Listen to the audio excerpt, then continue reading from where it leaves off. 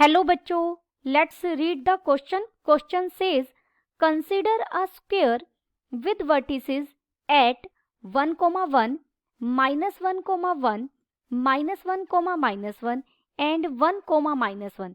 If S is the region consisting of all points inside the square which are nearer to the origin than to any edge, then sketch the region S and find its area. First we see the key concept. देखिए यहाँ हम एक square दिया गया है और एक area reason S दिया गया है जिसके एरिया की बात करनी है. कोई भी हमारे पास फंक्शन है y is equal to f of x is a continuous function, then area bounded by curve. तो एक एरिया जो इस कर्व से बाउंडेड हो and lines x is equal to a, x is equal to b and x axis is given as. तो हम area कैसे find out करेंगे? अगर एरिया को मैं a से रिप्रेजेंट करूं तो एरिया हो जाएगा इंटीग्रेशन a टू b y dx. y is the function of x. Given हमें क्या दिया गया है? एक स्क्वायर है जिसके 4 वर्टिसेस दिए गए हैं. पहला है 1, 1, दूसरा है -1, 1, third is -1, -1 and fourth is 1, -1 are vertices of a square. ये मैंने कोई स्क्वायर लिया जिसके पॉइंट्स हैं ए बी सी डी. ये सी कोऑर्डिनेट लिया हमने 1, 1. ये ओरिजिन है ओ. ए के कोऑर्डिनेट क्या होंगे? -1, -1. बी डी के कोऑर्डिनेट क्या होंगे? -1, 1 और बी के कोऑर्डिनेट क्या होंगे? 1, -1. अब हमें क्या दिया गया है? एस वो रीजन है जिसके अंदर वो सभी पॉइंट्स आ रहे हैं जो ओरिजिन के नज़दीक हैं, which are nearer to origin than to any edge. तो वो पॉइंट मान लीजिए मैंने यहाँ पर लिया कोई T point having coordinate x, y. Let us consider any point t having coordinate x, y inside the square ABCD such that. ये पॉइंट हमने किस तरीके से लिया है कि ये ओरिजिन के नज़दीक है. जो ये डिस्टेंस है OT डिस्टेंस, ये स्मॉलेस्ट डिस्टेंस है.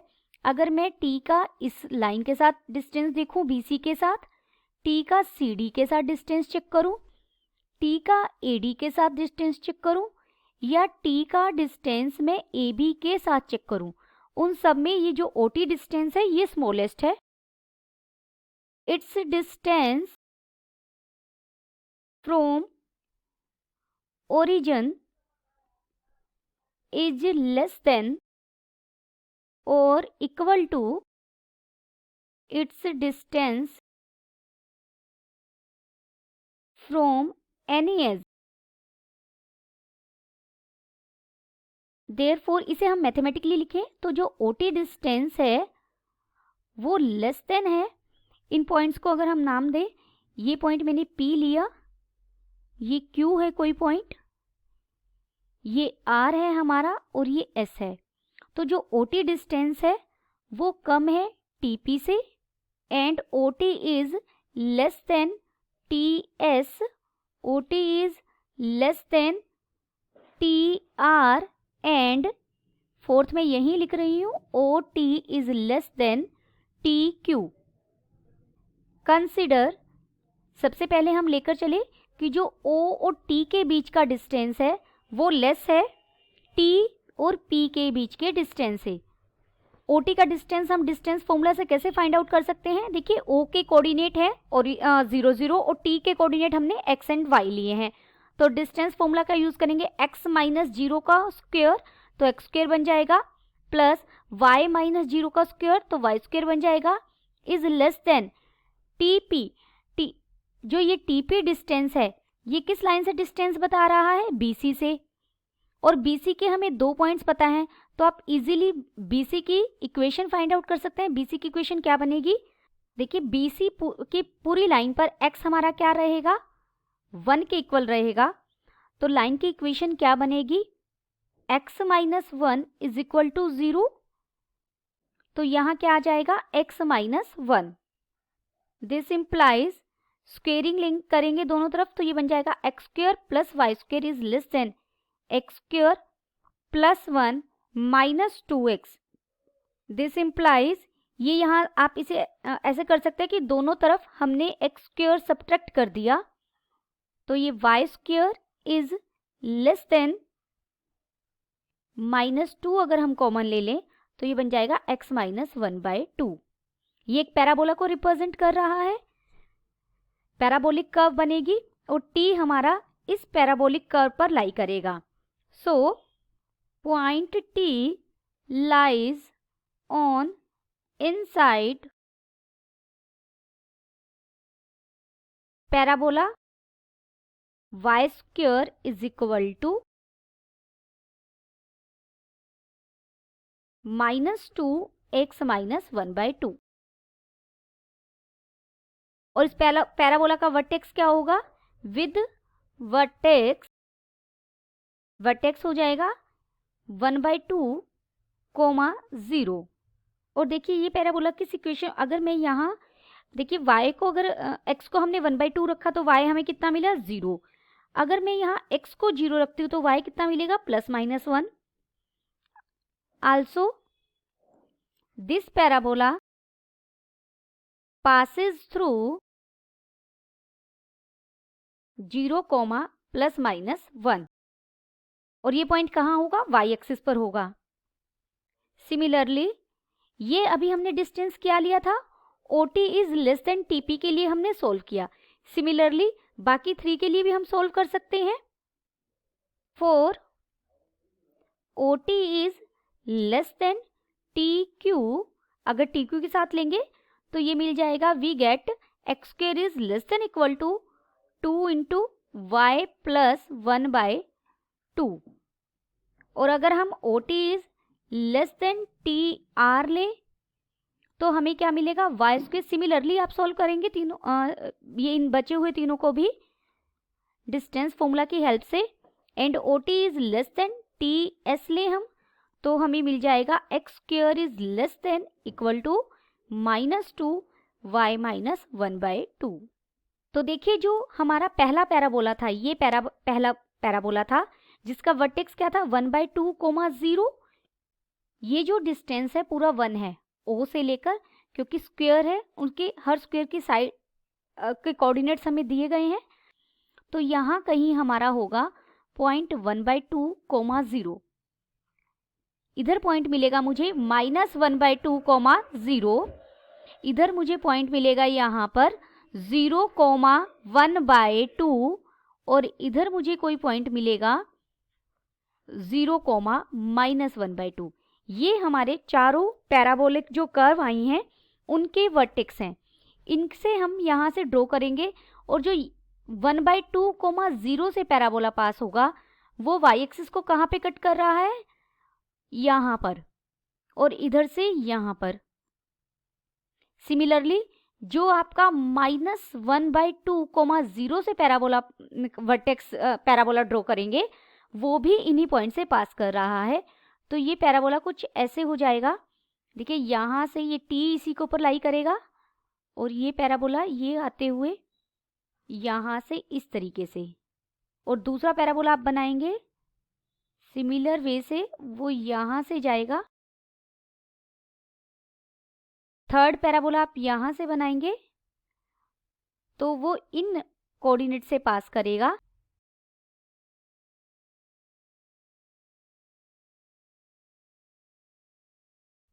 तो हमारा रिक्वायर्ड पार्ट कौन सा है, रीजन S हमें क्या मिला, ये हमारा रीजन S है। जो चारों पैराबोला के इंटरसेक्टिंग पॉइंट्स जो हमें मिले हैं, इस रीजन में आप कोई भी पॉइंट लेंगे उसका डिस्टेंस किसी भी एज की बजाय ओरिजिन से कम होगा, ओरिजिन के वो ज़्यादा नियर होगा। अब हम इसका एरिया फाइंड आउट करेंगे। Now S is symmetrical in all 4 quadrants, therefore जो S है वो इक्वल हो जाएगा 4 multiplied by area in first quadrant, lying in first quadrant.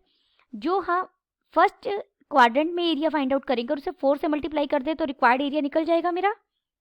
Now इसके लिए हमें पॉइंट ऑफ इंटरसेक्शन चाहिए कि पैराबोलास आपस में कहाँ इंटरसेक्ट कर रहे हैं। तो मैंने लिया y square is equal to 1 minus 2x and x square is equal to 1 minus 2y।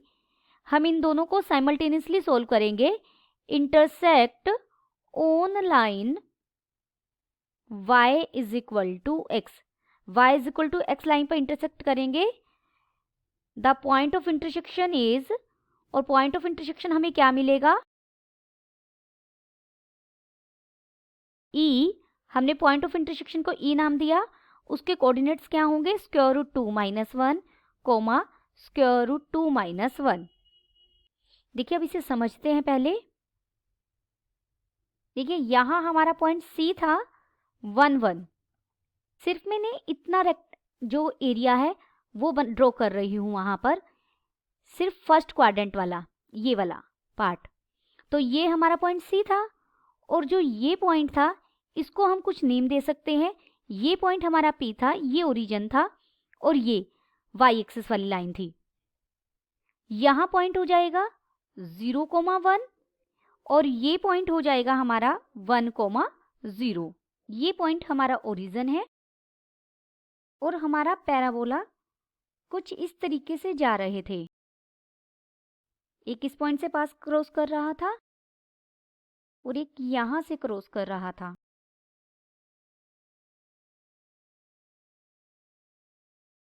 मान लीजिए ये पॉइंट मैंने E लिया।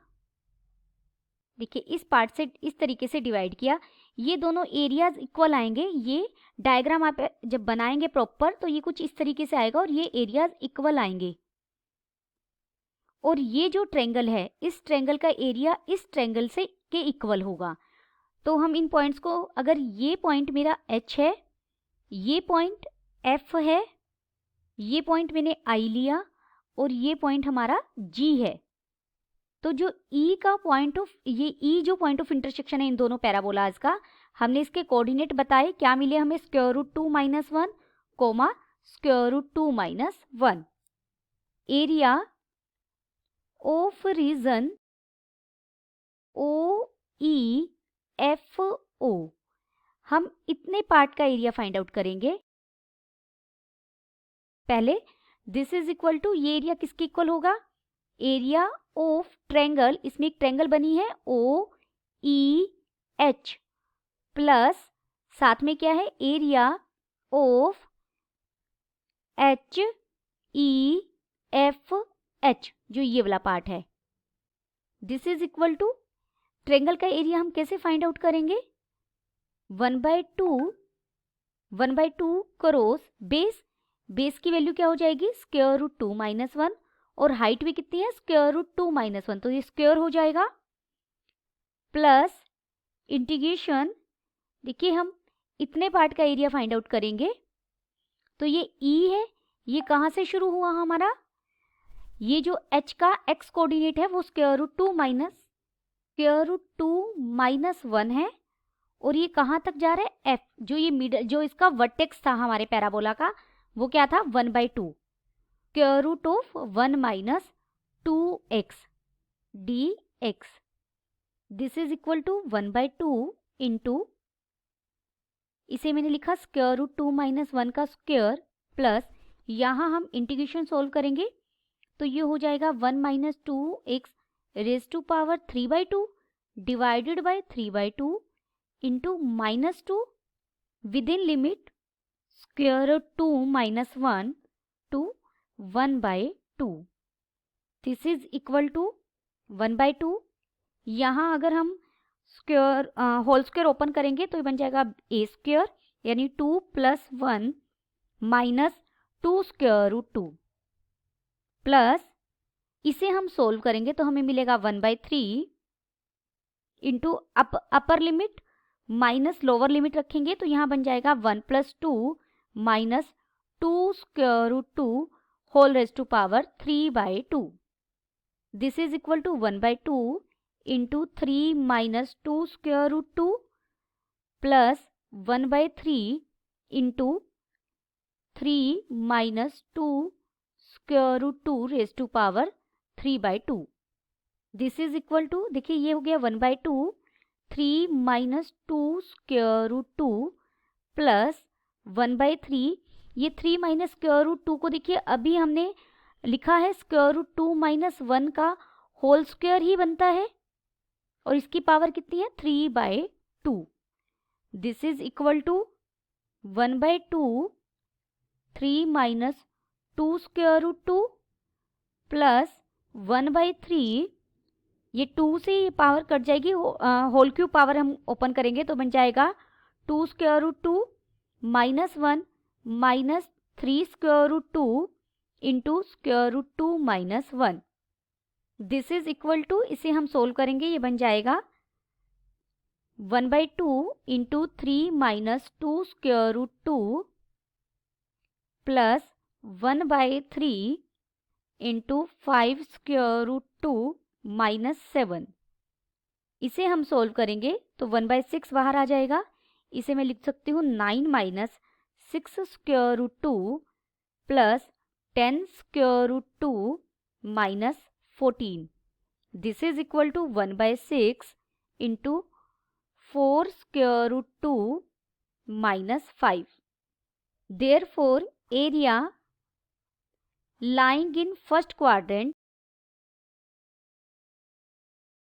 इज इक्वल टू, ये एरिया इक्वल हो जाएगा, इसे हम 2 से मल्टीप्लाई कर देंगे 1/6 4 स्क्वायर रूट 2 माइनस 5. तो ये हो जाएगा 1/3 इंटू 4 स्क्वायर रूट 2 माइनस 5. आप साथ में स्क्वायर यूनिट्स लिख सकते हैं. हैंस एस का एरिया क्या हो जाएगा, एस क्या हो जाएगा, देखिए जो एरिया ऑफ एस लिखिए यहाँ, जो फर्स्ट क्वाड्रेंट में हमें मिला है उसे हम 4 से मल्टीप्लाई कर देंगे. फर्स्ट क्वाड्रेंट में हमें मिला है area 1/3 4 square root 2 minus 5. This is equal to, आप इसे 4/3 into 4 square root 2 minus 5 square units. Then the required area is 4/3 into 4 square root 2 minus 5. Hope you understood it well. Best of luck.